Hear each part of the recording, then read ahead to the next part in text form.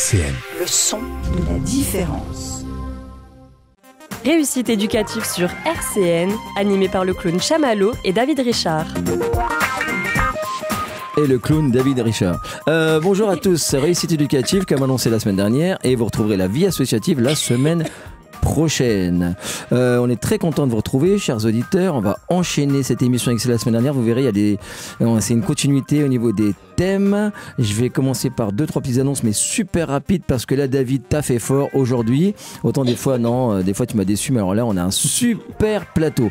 On vous le dit, chers auditeurs, les émissions sont bien sûr rediffusées et sont également en podcast, et elles sont souvent, très souvent, et c'est le cas aujourd'hui, filmées. Je fais une petite parenthèse par rapport à ce fait que des gens de plus en plus regardent la radio en l'écoutant. Sur YouTube, vous tapez RCN, etc., réussite éducative. Ne ratez pas l'émission d'Halloween, vie associative. Il y a 3 émissions en arrière à Halloween, parce que j'avais tenté de faire l'émission vie associative où je recevais l'association pour Mayotte, Nancy Union Mayotte Solidarité. J'avais tenté de faire l'émission, puisque c'était le jour d'Halloween, avec un costume citrouille qui se gonflait, mais qui n'a pas arrêté de se gonfler pendant toute l'émission. Et à un moment donné, j'ai cru que j'allais mourir étouffé. Tel Pierre Richard dans l'hélicoptère, dans la chèvre, là, quand il a été piqué par l'abeille. J'ai cru à un moment donné, on le voit sur YouTube, je crois que le costume, à un moment donné, j'ai même eu peur moi-même qu'il ne s'arrête pas de gonfler. J'étais de plus en plus loin du micro. Et je pense que j'ai regardé avec Adèle, et ça vaut le coup. Tu verras, David, si un jour tu tombes dessus. J'avoue que ça donne envie, ouais, ça vaut le coup. Tout ça pour vous dire que donc cette émission, et bien sûr, vous pouvez la retrouver. Alors, la seule chose que vous allez rater, mais c'est grave pour la vie associative, c'est moins grave pour réussite éducative, vous n'avez pas sur YouTube les pauses musicales. Donc encore une fois, c'est moins grave pour réussite éducative. Je plaisante, David, elles sont belles tes pauses musicales. Mais non, mais c'est sympa. Donc quelques ascenseurs émotionnels, tu sais. Quelques infos, mais alors très rapide, et du coup je vais faire vraiment rapide. Vous avez le Facebook Chamallow Saltimbanque, et là il y a toutes les infos que je ne vous donne pas tout de suite, parce qu'on a un super plateau. Simplement, la seule chose, pensez bien que le Téléthon est lancé depuis très longtemps, mais il arrive ici dans son apogée, paroxysme, acmé, tout ce que vous voulez. Mais sinon, bien sûr, vous le savez, c'est depuis le 1er juillet que le Téléthon est lancé. On ne résume pas le Téléthon, je le dis tout le temps, je le dirai jusqu'à mon dernier souffle. Le Téléthon, ce n'est pas que les 30 heures télévisées. Mais sinon, il y a beaucoup d'actions déjà avant et après ces 30 heures. Mais en tout cas, on arrive dans ce point d'orgue qui est quand même le mois de décembre. Renseignez-vous, vous allez sur la coordination 54, sur le site de la coordination 54, et là, il y a toutes les actions à venir, passées, présentes, etc. Et vous y retrouverez bien sûr les actions menées par notre association Les Petites Grandes Âmes. Vous savez, notre cagnotte est en ligne sur le site de RCN ou sur Chamallow Saltimbanque, le Facebook. Il y a encore des gens qui ont Facebook. Oui, David, c'est vrai, j'assure. Les réseaux. David m'a dit la semaine dernière, il faut dire les réseaux. C'est plus simple. C'est plus simple. Pas la tête. Voilà. Et l'autre truc, ne ratez pas la semaine prochaine la vie associative, car il y aura aussi, comme aujourd'hui, un super plateau, puisque ce sera la journée rencontre avec tous les acteurs pour lesquels il y a eu 2 actions sportives qui ont été menées, à savoir les Blues Roses seront en direct la semaine prochaine à 17h, les Blues Roses, Raphaël Lorraine, France Victime 54, et nous aurons également la FM Téléthon avec Michel Adam, le coordinateur. Toutes ces associations seront présentes dans Vie Associative en direct à 17h, tout simplement parce que juste avant, on fera 1 heure de rencontre ici dans les studios avec ces associations-là, pour lesquelles Joris a marché 400 km au mois de juillet ou juin, et pour lesquelles je suis allé avec Julien monter 2 fois le Ventoux au mois d'août. Je ferme la parenthèse, donc ça c'est la semaine prochaine. Et puis l'émission après, donc ça sera, on a calculé avec David, ça sera le 3, l'émission du 3 à 17h. Ce sera une émission intégralement consacrée au Resto du Cœur, avec Laurence, chargée de communication, qu'on reçoit régulièrement dans Vie Associative, et avec Jocelyne, qui est chargée d'organiser la distribution des jouets des Restos du Cœur, distribution des jouets qui aura lieu le 17 décembre à Vendœuvre, dans la salle des fêtes. Parenthèse fermée. David, à toi de jouer pour ce magnifique tour de table que tu nous offres aujourd'hui. Eh bien, allez, en avant. Ce soir, on va parler de quelques sujets. On va avoir des chroniques. Voilà, je vais laisser aussi les chroniqueuses en question se présenter. On va surtout beaucoup parler d'accompagnement scolaire au sens très large. Qu'est-ce que c'est que l'accompagnement scolaire?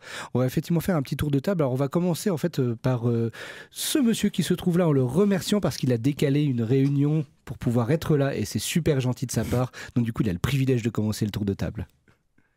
Ok, merci David. Alors moi je m'appelle Jean-Claude, je fais du soutien scolaire, ça veut dire que je me déplace dans les familles, comme celle d'Alejandro, pour entre autres ouvrir le sac d'école, sortir l'agenda, regarder les devoirs à faire et puis ensemble, seul, ça dépend, faire les devoirs dans une ambiance tranquille, souriante. Alors je ne suis pas prof, moi, je fais du soutien, je suis le grand-père qui vient aider à faire les devoirs. C'est pas la même chose. Tu sais que tu es en train déjà d'expliquer ce que tu vas expliquer dans la deuxième partie. D'accord. Donc on m'a pas dit. Ah oui. Est-ce que tu le sais ça, Jean-Claude? Non, je sais rien. J'ai sûrement pas bien écouté. On en reparlera tout à l'heure. Il n'y a pas de souci. Suite du tour de table. Qui es-tu? Alejandro. J'ai 10 ans et j'ai 11 ans. Ah, tu vois, la semaine dernière, pareil. Il a 11 ans. Oui, depuis 3 mois déjà. J'ai 11 ans et je suis en CM2 et je suis à l'école Bouteignemont. Merci. Moi, je suis Claire, je suis chroniqueuse récurrente. Pardon. Redis-nous ça. Bonjour à tous, Claire, et je viens ici pour faire des chroniques régulièrement. Très bien, en parlant de ça. Bonjour à tous, je m'appelle Awa, j'ai 16 ans et je suis lycéenne au lycée Chopin. Et je viens faire ma première chronique ici. Super, merci. Bonjour à tous, je m'appelle Lou et je fais un service civique dans le cadre de l'accompagnement scolaire aussi. Voilà. Bonjour à tous et à toutes, moi c'est Julie et je suis chargée de développement sur le programme Mentorat à distance au sein de l'association AFEV. En passant, je tiens à remercier Camille, on dit Erbstein, j'ai toujours un doute, ok d'accord, que j'ai rencontré pour d'autres raisons, pour un petit peu croiser nos suivis, et puis l'occasion, faisant le larron comme on dit, je lui ai proposé effectivement, comme je savais qu'on avait cette émission sur cette thématique, voilà, que la FEV puisse être représentée, et puis en plus par des gens qui sont sur le terrain dans l'accompagnement, donc ça c'est super chouette. Merci beaucoup pour ce petit tour de table. Avant de passer à la chronique de Claire, est-ce que tu peux nous dire un petit peu sur quel sujet ça va être ? Oui, un sujet lourd, difficile à évoquer, mais auquel je tenais à faire. Voilà. Merci. On va un peu de mal à en parler. Ouais, voilà. On va faire une petite pause musicale pour lancer un petit peu la thématique. Réussite éducative sur RCN. Un seul être vous manque. Il me tenait à cœur depuis un moment de m'adresser à vous, mesdames, dont les bras restent vides. À vous, tout d'abord, qui avez porté la vie, quelques semaines, quelques mois. À vous qui avez dû affronter cette terrible phrase « Votre bébé n'est pas viable » ou son petit cœur ne bat plus.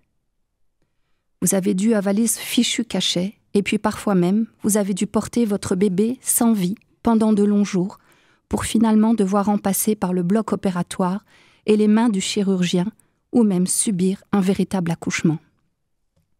Vous avez versé tant de larmes, parce que cette épreuve, vous l'avez traversée 1 fois, 2 fois, 7 fois. Vous êtes 200 000 en France chaque année à subir cette douleur physique, mais surtout psychique. Vous restez dans le silence parce que c'est difficile d'en parler. Et puis autour de vous, votre meilleur ami attend son 2e enfant, et votre sœur est sur le point d'accoucher. Alors vous serrez les dents et vous faites comme si tout allait bien. Mais vous êtes en deuil et personne ne le sait. C'est un deuil sans corps, sans rite, sans sépulture. Vous êtes 200 000, mais vous êtes seul, parce que chaque femme, chaque couple a son histoire, sa façon de traverser l'épreuve. Le papa est à vos côtés, mais il se sent impuissant face à votre détresse due à la fin prématurée de cette grossesse. Vous cheminez et laissez le temps faire son œuvre avant d'accueillir à nouveau la vie. À vous aussi, mesdames, à l'instar d'Anne d'Autriche, qui a dû patienter 23 ans de mariage pour donner naissance au fameux roi Soleil, vous qui espérez le miracle de la vie. À vous qui entamez un parcours de procréation médicalement assisté, ou peut-être devrais-je dire un parcours du combattant. Vous et votre conjoint devez vous soumettre à ces batteries d'examens, des examens éprouvants, chronophages. Vous subissez les protocoles et tous leurs effets secondaires. Entre espoir, doute et attente, vous traversez une période intense mêlant émotions fortes et questionnements existentiels. Ce cheminement n'est pas uniquement médical et technique, c'est une grande épreuve psychologique. Il vous arrive de culpabiliser, vous oscillez entre l'espérance et la peur de l'échec. Des associations, des groupes de parole, des psychologues spécialisés dans les problèmes de fertilité peuvent vous accompagner sur le chemin de la réussite de votre projet de maternité. Votre entourage familial, amical, a un rôle important grâce au soutien qu'il peut vous apporter. Que vous souhaitiez rester dans le silence ou que vous ayez besoin de partager vos émotions, l'écoute, la bienveillance et la présence constituent les bases de l'accompagnement. Mais il n'est pas toujours facile de trouver les mots. Ils sont encore plus difficiles à formuler face à vous, les mamans, qui avez accompagné le combat de vos tout petits durant des heures, des jours, des mois. Vous qui avez surveillé chaque souffle de ces petits prématurés nés bien trop tôt. Malgré les soins du personnel compétent et dévoué des services de néonatologie, malgré votre présence, votre amour, celui de son papa et de toute la famille, malgré sa lutte, son désir de vivre, votre bébé s'en est allé. Il s'est envolé tel une petite pie. Je veux ici vous témoigner de l'admiration que j'ai pour vous, maman, père, famille, dont la famille est bouleversée, chamboulée. Vous faites preuve d'un tel courage face à ce drame qui vous frappe. Et oui, vous avez le droit d'être triste et il est légitime d'éprouver de la colère contre cette injustice. À vous aussi, maman, dont l'enfant est né sans vie, à vous qui devez déclarer une morti-naissance. Alors, à vous toutes et tous qui, quelle qu'en soit la raison, vivez accompagnés par l'absence, la perte indélébile, je veux croire en votre résilience, en votre force intérieure. Vous ne savez jamais à quel point vous êtes fort jusqu'à ce qu'être fort soit votre seul choix. Cette phrase de Bob Marley trouve chez vous un écho tout particulier. Alors pour vous toutes qui vous battez pour donner la vie, pour vous aussi, chère mamange, je fais le vœu que la lumière retrouve sa place dans votre vie. Elle peut encore vous offrir un cœur, un bébé à chérir. Un enfant viendra, il vous apportera l'espoir, le courage et la beauté d'une vie nouvelle. Et je sais que d'espiègles petites pies, porteuses de chance et protection, viendront veiller sur ces petits êtres venus redonner joie et sourire à leur famille. Je vous souhaite donc de pouvoir rapidement faire résonner ces notes et ces mots de Benjamin Biolay. Croyez-y, j'y crois.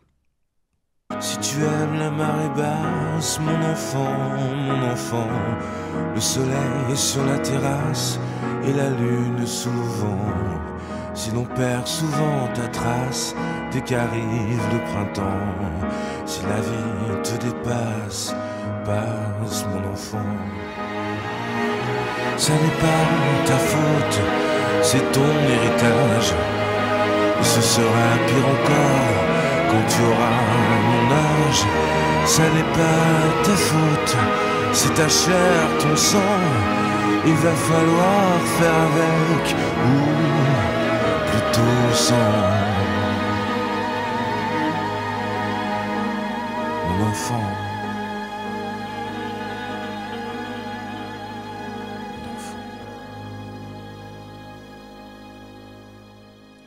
Merci infiniment Claire pour ce bel hommage, pour ce très beau texte, etc. Enfin, merci beaucoup.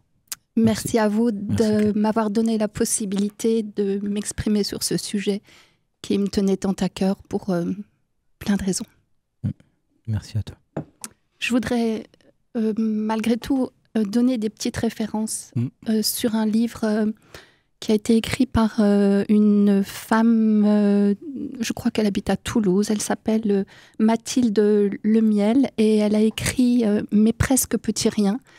Et c'est son parcours difficile durant quelques années par rapport au fait qu'elle a fait de nombreuses fausses couches. Voilà. Et ce livre peut aider quelques personnes que ce soit, ça me fait plaisir de la citer. Merci pour la référence. Alors, enchaînons.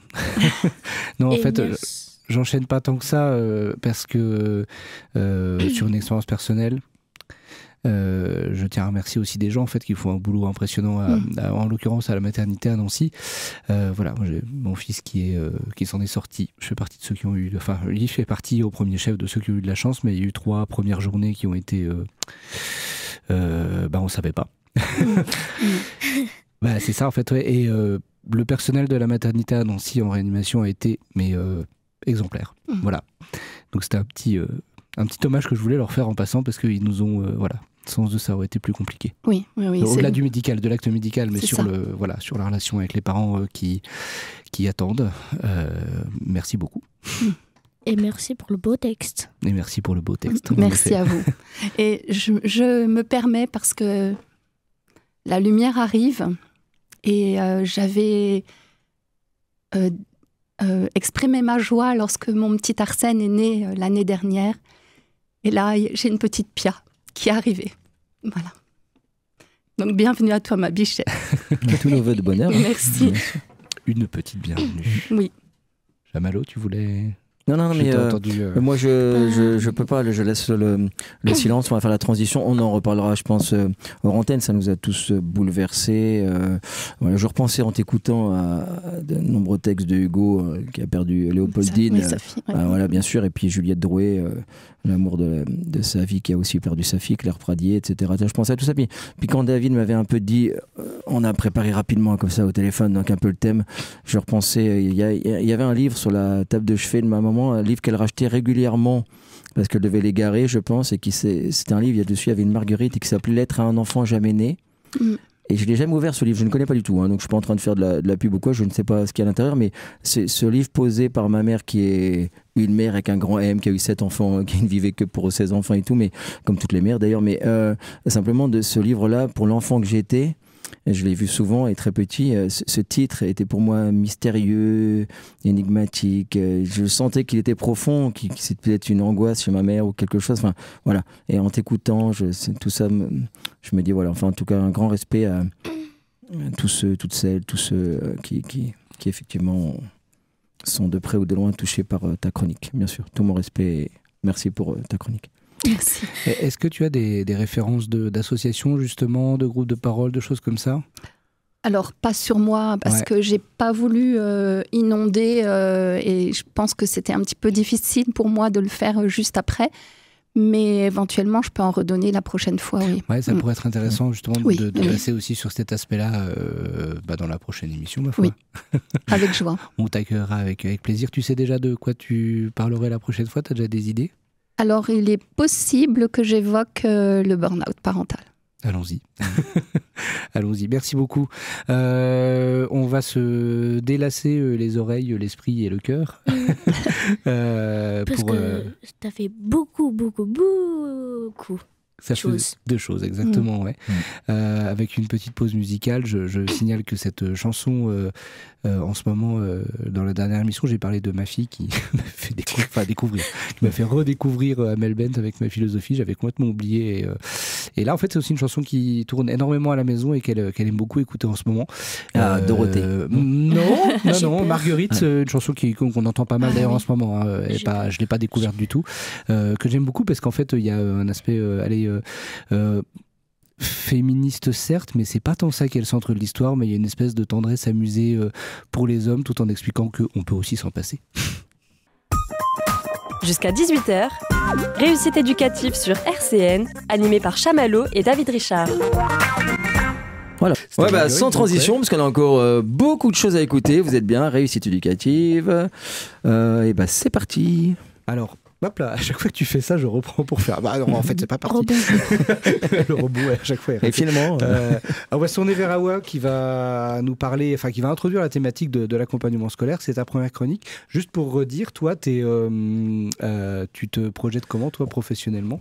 Qu'on reparle de ça. C'était toujours intéressant d'en parler. Après le bac, j'aimerais entrer à Sciences Po. et du coup faire des études de sciences politiques et de sociologie.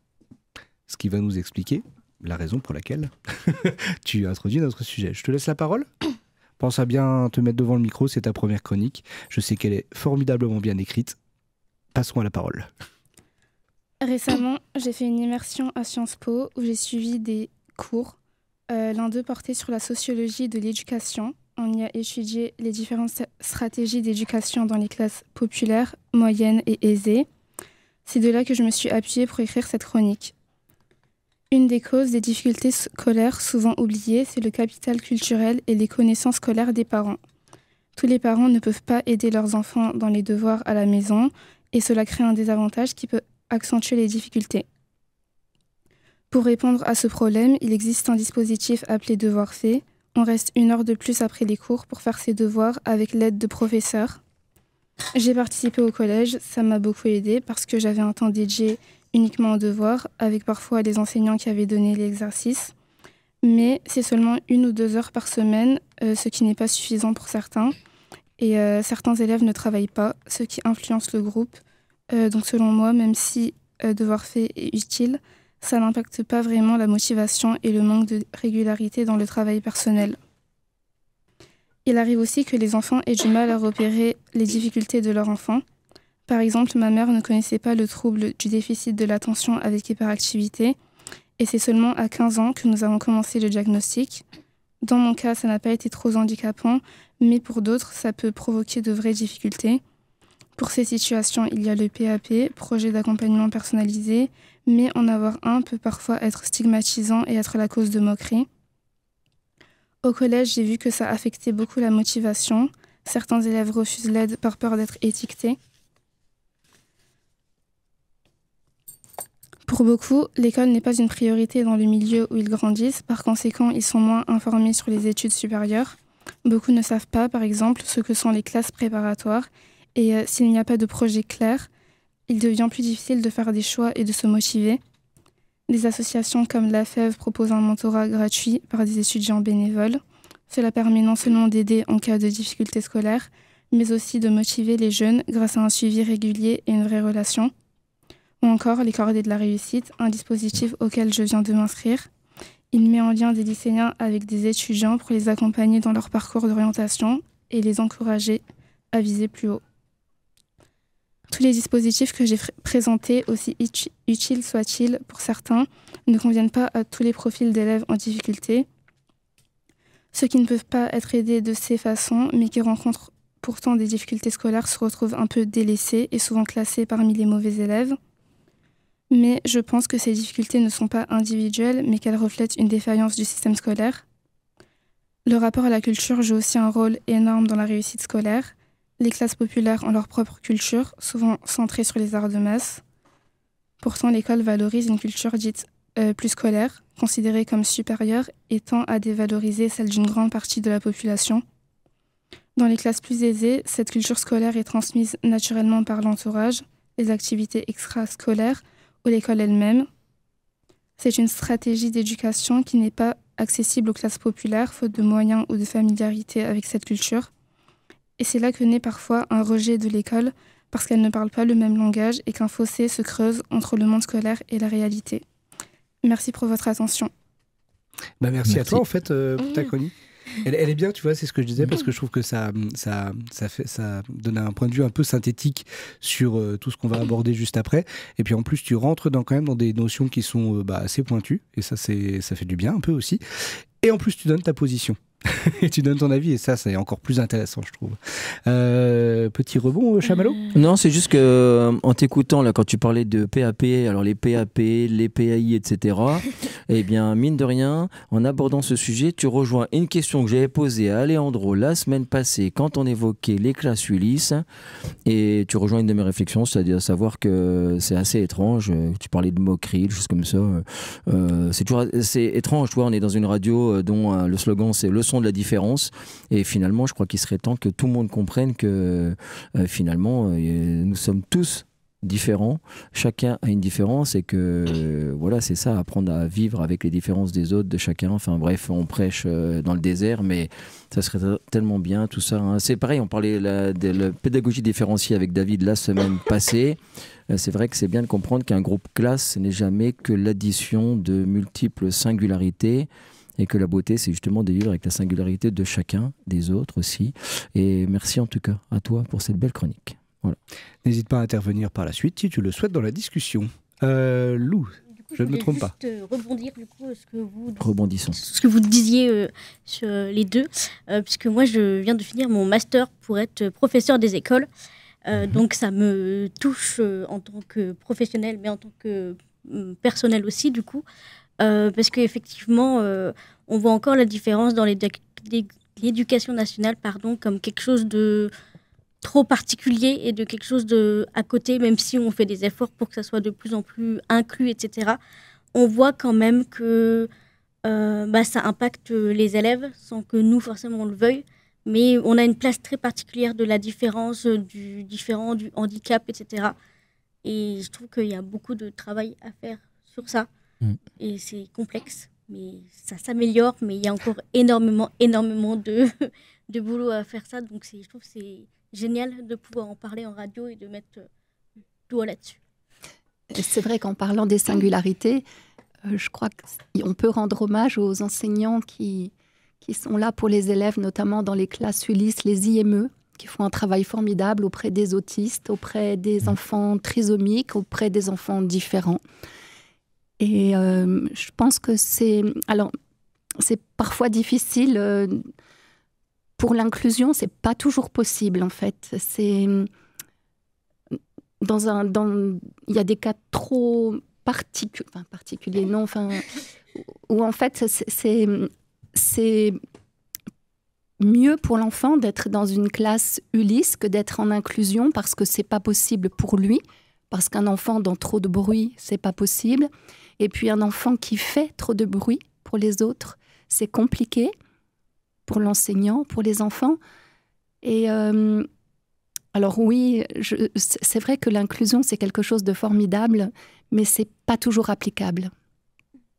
Parfois, faute de moyens. Oui, parfois, faute de moyens. Oui. Alejandro ? Oui, vas-y, oui. Je voulais revenir à la question de Chamallow. Comment dire ? Je m'en souviens plus. La question sur les moqueries. Oui, voilà. Je m'en souvenais pas en fait. C'était il y a une semaine quand même, hein, donc t'écoutes. Je m'en souvenais pas. Et tu voulais dire sur cette question-là ? Ou tu voulais. C'était un joli texte. Franchement, ça m'a assez plu. Ah, t'es reparti sur Non, sur le texte ici. Ah non, sur le texte d'Awa. Oui. Désolé, excuse-moi, parce qu'en plus, quand je dis ça, ça fait genre. Il y a Awa après. Mais non, il est très bien aussi. Mais c'est vrai qu'on n'a pas eu c'était pas le même niveau d'émotion. Mais on fera une émission, moi je pense, parce que par rapport à ce que vient de dire Claire, et puis madame dont je n'ai pas retenu alors, le prénom. On a entendu successivement Lou, donc, qui est service civique à la Fève, et Claire. Donc, et puis Claire. Je proposerai à David, mais ce sera lui le chef pour la réussite éducative. C'est lui qui fait sa tambouille, sa cuisine.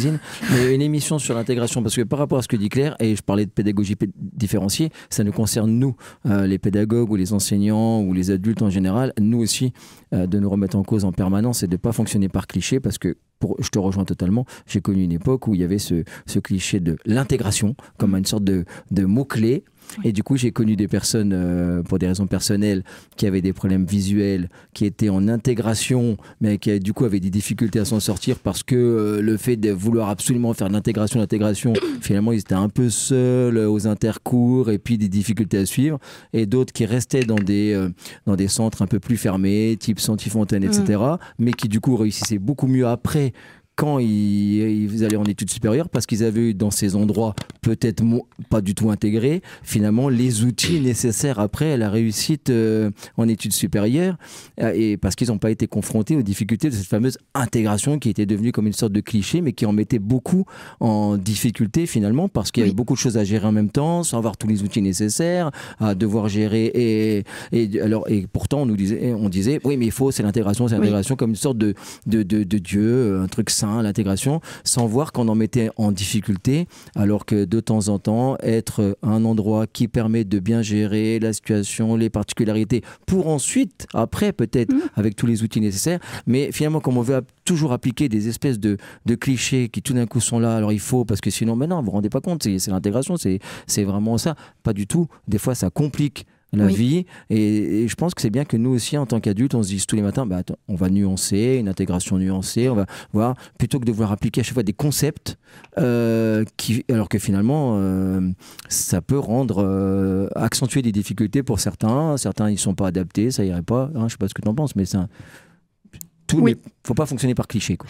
Non, mais c'est comme dans tout, c'est pour ça aussi que je ne suis pas pour les méthodes. Quand on entend méthode Montessori, méthode Nana, enfin voilà, on est dans l'humain, et en fait on ne peut pas appliquer des méthodes ou des clichés. Enfin, on est tous différents, on est tous singuliers, donc il faut s'adapter à tous. Alors effectivement, l'inclusion, ça peut être quelque chose de très bien, mais je pense, et les personnes qui enseignent dans ces classes m'ont rapporté que ça n'est pas possible pour tous, et ce n'est pas favorable à tous. Et alors, dans tout ça, il y a les partenaires autour, en dehors du scolaire. L'art de la transition. Et là, je vais reprendre mon rôle de coordonnateur de la réussite éducative.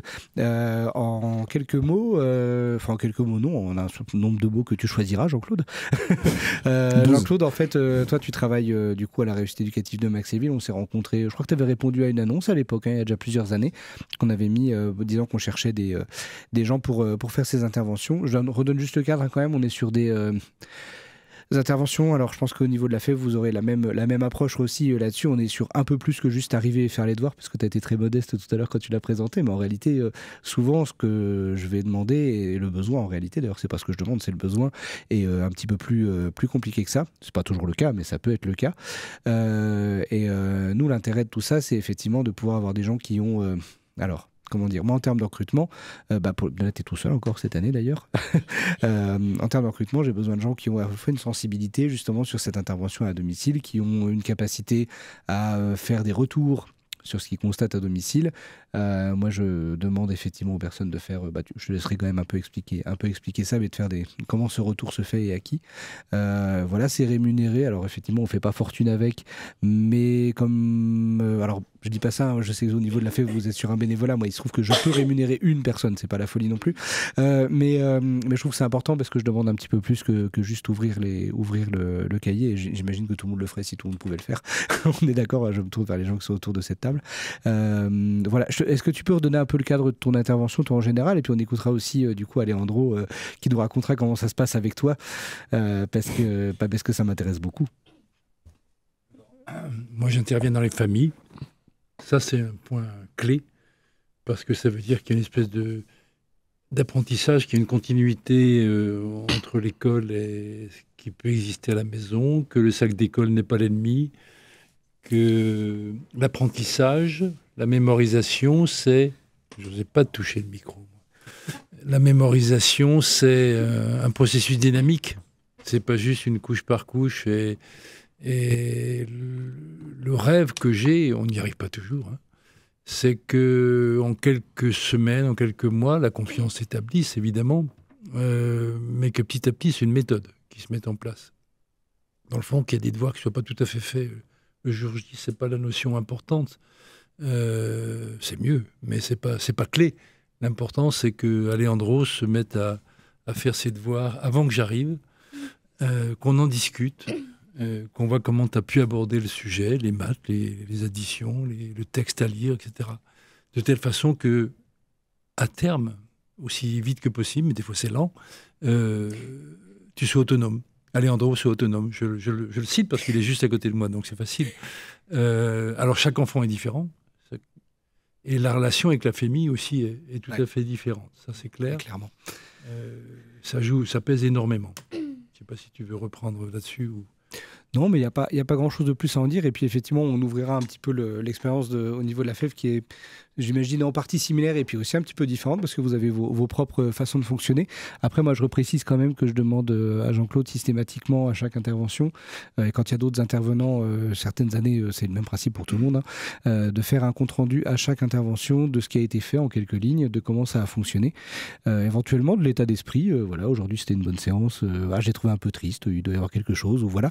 Et qui est transmis aux enseignants et qui est transmis également à d'autres partenaires si c'est nécessaire et si tout le monde est OK avec ça, quand il y a un suivi éducatif ou des choses comme ça. Mais c'est principalement avec les enseignants ou les professeurs principaux que c'est intéressant.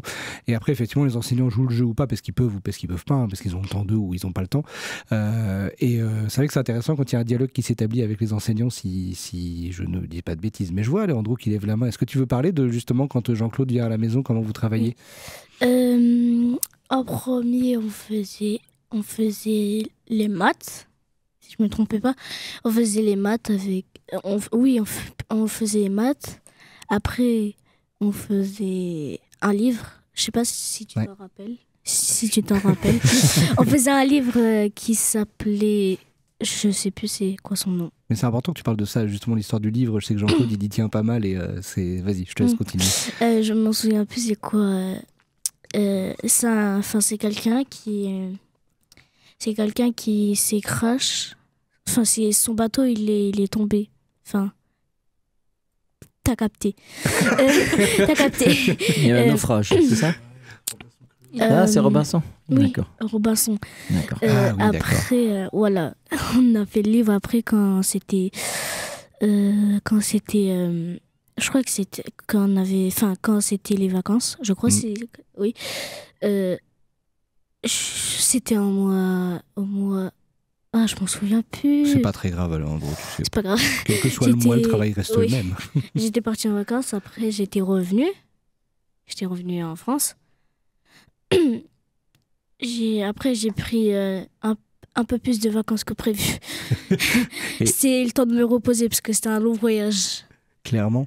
Et je te reprends parce que je te relance sur quand Jean-Claude il vient justement, alors quand il venait, parce que là il n'est pas encore revenu cette année, mais ça ne va pas tarder, quand Jean-Claude venait, est-ce que ça faisait du bien au niveau des devoirs, au niveau de toi, de comment tu te sentais par rapport à tout ça? Non, ça me sentait très bien. Ouais. Et surtout surtout les soustractions, c'était compliqué. Donc Jean-Claude, spécialiste en soustraction. Tiens, si tu veux reprendre le micro, tu peux le tourner vers toi.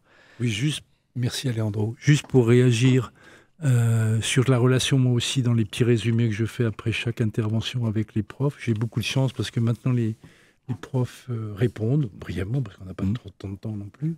Ça me permet aussi d'appeler à l'aide parce qu'il y a des moments où je suis dans des impasses, je ne sais pas très bien ce qu'il faut faire, ce qu'on attend. Parce que, encore une fois, je ne fais pas cours, moi. Je m'appuie sur les devoirs à faire et j'essaye de suivre cela. C'est pas mieux. Donc, je n'ai pas à inventer, j'ai à faire vivre. C'est différent. Toujours intéressant. Enfin, je trouve que tu fais toujours avec pas mal de délicatesse. Je trouve ça intéressant. Je me tourne rapidement vers toi. Ouais, est-ce que toi, c'est avec ces expériences-là, avec ce que tu as vu là sur la journée à Sciences Po, est-ce que c'est un truc, toi, que tu envisagerais de pouvoir faire de l'accompagnement scolaire? Tu parlais des cordées de la réussite. Si j'ai bien compris, toi, tu t'inscris en tant qu'accompagnante. Non. Je te laisse te rapprocher du micro. Non, je ne m'inscris pas en tant qu'accompagnante. Je m'inscris en tant que lycéenne. D'accord, c'est ça que je n'avais pas compris. Je connais assez mal les cordées de la réussite en réalité. D'accord, parce que comme tu disais que c'était des lycéens qui accompagnaient des collégiens, je me suis dit, elle est passée de l'autre côté du rideau. Est-ce que c'est quelque chose que tu pourrais envisager par la suite, justement, de t'investir dans ce genre de choses? Oui, j'aimerais bien faire ça plus tard. Ça rejoint un petit peu ce que tu disais sur tes avis. C'est intéressant aussi tout ce que tu disais autour du capital culturel qui se transmet ou qui ne se transmet pas ou qui n'existe pas d'ailleurs, qui existe peu ou en tout cas qui est différent de ce qui est attendu. On revient à la question de la différence et de comment tout ça est accueilli. Je vais passer la parole à Lou et... je suis désolé, Julie, pardon, on se rencontre seulement, donc voilà, le temps que les prénoms s'impriment pour que vous nous expliquiez un petit peu les méthodes de travail de la FEV autour de ce sujet. Oui, alors nous on fait partie de l'association AFEV, donc l'association de la Fondation étudiante pour la ville. C'est vrai qu'on rejoint un peu ce principe d'un mentor. Bon, pour le coup, nos mentors, ils sont lycéens ou étudiants, voire jeunes actifs. Donc on est un peu plutôt sur un jeune qui accompagne un autre jeune. Et par contre, au niveau du mentorat, c'est vraiment un accompagnement très global. Comme je me permets de te tutoyer, Jean-Claude, c'est en fait un mentor qui conseille, qui rassure, qui guide un lycéen, un collégien. Et on n'est vraiment pas sur le principe d'ado-devoir comme on l'entend parfois. Et nous, on est sur le programme mentorat à distance, donc c'est un peu différent. Nos mentors, en fait, ils accompagnent un jeune en visio exclusivement. Donc, ils se rencontrent chaque semaine en visioconférence, sur WhatsApp, les applications un petit peu plus à la mode, Snapchat parfois même. Mais voilà, donc on a des mentors qui créent vraiment une vraie complicité malgré la distance avec leurs jeunes et qui sont vraiment là pour épauler leurs jeunes, montrer qu'une poursuite d'études est aussi possible, voilà, il existe plein de chemins que le jeune peut suivre. Et puis, je ne vais pas rentrer sur le détail de pourquoi est né le mentorat à distance, mais très rapidement quand même.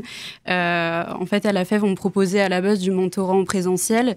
Et en fait, le mentorat à distance est apparu pendant la crise du Covid, tout simplement parce que les binômes ne pouvaient plus se rencontrer. Et on a remarqué que ça fonctionnait plutôt bien, notamment pour accompagner des jeunes qui sont plutôt présents dans les zones rurales, très éloignés justement des bassins étudiants. Donc, il y a aussi ce truc où, en zone rurale, dans les campagnes profondes, les jeunes n'ont pas le même accès à la culture, le même accès à des associations, des structures éducatives en complément de l'école. Et donc là, ça offre justement un moyen de savoir ce qui se fait au-delà justement de sa campagne. Ça, ouais, tu peux le rajouter dans ta chronique sur les aspects, les inégalités qui existent, le monde rural. Lou, toi, tu interviens donc concrètement sur ces accompagnements-là. Toi, tu fais de l'accompagnement en visio, comme c'était dit juste avant. Si tu peux nous raconter un peu ton travail, comment ça fonctionne? Oui, du coup, moi, je suis aussi mentor. Donc, j'ai une jeune collégienne que j'accompagne 2 heures par semaine en visio, du coup. Et effectivement, ça crée du lien très, très rapidement. Et effectivement, le fait qu'on puisse se créer une petite bulle, en fait, une petite safe place, vraiment, avec pas forcément un adulte, parce qu'on est jeune, enfin moi je pense une des plus vieilles déjà des mentors peut-être, si je puis dire. Et c'est vraiment un petit temps dédié aux jeunes, et c'est hyper important ça pour l'enfant d'avoir un temps où c'est consacré à lui, à ses problèmes, à ses problématiques, etc. Et des problématiques que des fois on n'ose pas parler à nos professeurs, à nos parents, etc. Donc c'est trop chouette, et c'est aussi hyper valorisant pour moi, pour les mentors, parce que rien que partager notre expérience, ça peut nous aider nous aussi à résoudre des problématiques un peu inconsciemment. Ouais, à prendre un peu de recul aussi. Exactement, sur des trucs qu'au final, c'est bien aussi de discuter des trucs de tous les jours, ou des trucs simples, et de pas se prendre la tête. Voilà. Comment ça se passe la relation avec la famille justement sur le fait d'être en visio, parce que c'est vrai que ça interpelle un petit peu, et comment ça fonctionne? Je reprends le relais. Voilà. Oui, donc à la fois les mentors sont la plupart du temps, mais pas tout le temps, en contact avec les familles. Donc en fait, on organise au début du mentorat une première rencontre entre le mentor, le mentoré, le référent de la FEV qui va être là pour accompagner le binôme tout au long de l'année. Et puis sont aussi présents les parents, ou en tout cas le référent, le représentant légal. Et donc déjà, à partir de ce moment-là, on essaye d'établir aussi une connexion, voilà, au moins un petit lien avec la famille. Et ensuite, à la fois, le mentor et le référent sont en contact de temps en temps avec la famille pour suivre un petit peu l'évolution et essayer d'impliquer la famille dans la scolarité. Voilà, c'est ce qu'on disait un petit peu tout à l'heure, faire du lien un peu entre l'école, à la fois la famille, le mentor qui est là pour accompagner à la fois sur le plan scolaire, mais aussi perso. Parce qu'on a des jeunes qui sont surtout en demande d'avoir quelqu'un sur qui se reposer, à qui se confier, qui sont parfois un peu stressés, angoissés, en souffrance. Donc justement avoir quelqu'un un peu plus jeune, autre que les parents et les profs sur qui se reposer, c'est intéressant. J'ai un peu dévié, mais... Non, ça dévie pas du tout. Hein. Je trouve que ça reste particulièrement dans le thème. Alejandro, tu voulais dire? Tout à l'heure. Je voyais depuis tout à l'heure, ça fait... Vas-y. Je voulais revenir à la question de Julie. Enfin, la première qu'elle avait faite. Vas-y, redis-nous, parce que je me rappelle plus. Compte sur moi. Attends, comment dire je me souviens plus. Peut-être Julie pourra-t-elle se souvenir de ce qu'elle a dit tout à l'heure. C'était quoi le... Je ne me souviens plus. Voilà, Alejandro, j'espère qu'on n'est pas dans une impasse. C'était quoi le sujet? Qu'est-ce que tu voulais dire? Vas-y, te pose pas de questions, lance-toi. Ah, c'est bon, je me souviens. J'allais dire que truc, ça veut rien dire. Julie a dit truc. Oh là là. Tu me corriges, tu as raison. Jean-Claude. Merci. Oui, alors je reviens sur la chance que j'ai, moi, d'intervenir dans les familles, parce que c'est vrai qu'avec le temps, il s'installe une relation, amicale, et que dans le fond, je dis pas que ça stabilise la famille, parce que ça fait comme elle peut, mais ça fait un point de référence qui calme le jeu quelquefois. Quelquefois, j'aide comme un travailleur social à remplir certains dossiers. Je sais que ça arrive des fois que tu files la coupe plus ou moins régulièrement. Mais je pense que cette interaction-là amicale avec la famille, ça revient aussi vers Alejandro et vers les autres élèves d'une manière tout à fait positive. En tout cas, pour moi, c'est assez fantastique. Tu as eu principalement, toi, des élèves qui étaient en école élémentaire, très majoritairement. Au niveau des âges, dans les accompagnements en visio, parce que c'est peut-être là que ça se joue aussi. Je soupçonne ça, mais je vous laisse m'en dire un peu plus. Alors, c'est vrai que sur le mentorat à distance, on pourrait penser qu'on accompagne surtout des collégiens, lycéens. C'est l'impression que j'ai, mais non. On a quelques jeunes qui sont aussi en école primaire, CE1, CE2, CM. Et ça fonctionne quand même. Bon, là, pour le coup, ça demande un peu plus d'organisation parce que c'est papa ou maman qui doit prêter le téléphone pour faire les séances, mais ça fonctionne plutôt bien. Et justement, j'ai l'impression que c'est là où les parents créent vraiment une relation avec le mentor. Parfois, demandent même conseil au mentor. Alors, on rencontre rarement... Vous ne les rencontrez jamais? On rencontre rarement, on va dire, les binômes.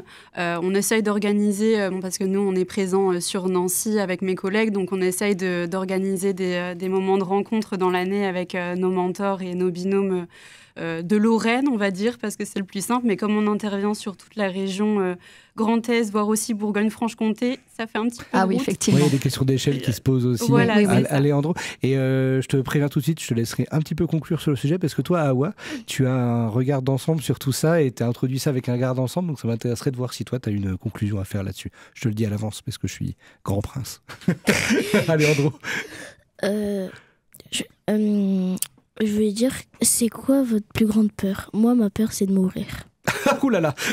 C'est la peur, c'est ma plus grande peur. Tu nous envoies sur des choses. Alors, quelle est votre plus grande peur en tant qu'accompagnant scolaire? Les choses qui peuvent vous inquiéter ou vous stresser, c'est une bonne question, mine de rien. Oui. Ces gens n'ont peur de rien.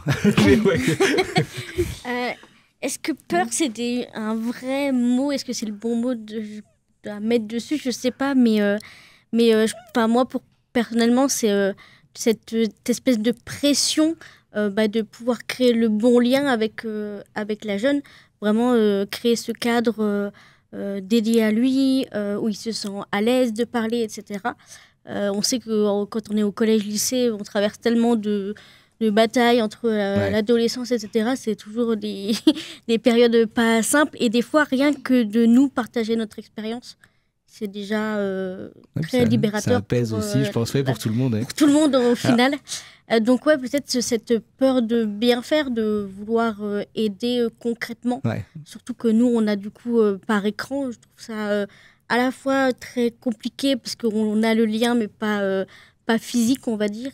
Mais en même temps, je trouve ça assez fou et assez incroyable, tout de suite, le lien qu'on se fait très rapidement dans ce contexte. En un clic comme ça, quoi. Alors, je regarde l'heure, on est dans un moment critique puisque l'émission est censée être terminée. En quelques mots, toi, quel regard tu as sur tout ça? En quelques mots, très rapidement. Pour conclure, je pense qu'il y a beaucoup de dispositifs, d'associations et de structures pour aider les élèves en difficulté. mais qu'il faut informer les gens pour Ouais. qu'ils aillent chercher l'aide. Eh ben, c'est une conclusion super bien. En fait, c'est nickel. C'était ta première fois, mais franchement, tu reviens quand tu veux. Et j'aimerais qu'on poursuive cette émission parce que j'aurais voulu encore interroger Jean-Claude. Mais Donc là, on poursuivra. je crois oui, mais bien sûr. qu'on fera mais un autre. parce qu'il y a un mot que Jean-Claude tu as utilisé, une expression. Le cartable n'est pas un ennemi. Et on rebondira là-dessus parce que ton rôle, je trouve qu'il est fondamental. De réapprendre à l'enfant à aller vers ce cartable. Simplement, déjà ça, tout est gagné là, déjà. Donc, que cet objet posé dans un coin. Merci beaucoup, David. On poursuivra parce que c'est très intéressant. Merci à vous tous, à la Fève. Tout le monde. Donc, Alors, merci à Lou, merci à Julie, merci à Awa, merci à Claire, merci Ouais, à Léandro, merci beaucoup, merci à Claire. Jean-Claude. Ouais. Merci à tout le monde. Merci à vous, chers auditeurs, de suivre nos aventures de réussite éducative. Et merci bien sûr à Jean-Luc, à la technique. On ne l'oubliera jamais assez. À la semaine prochaine, vie associative. Merci à toutes et à tous.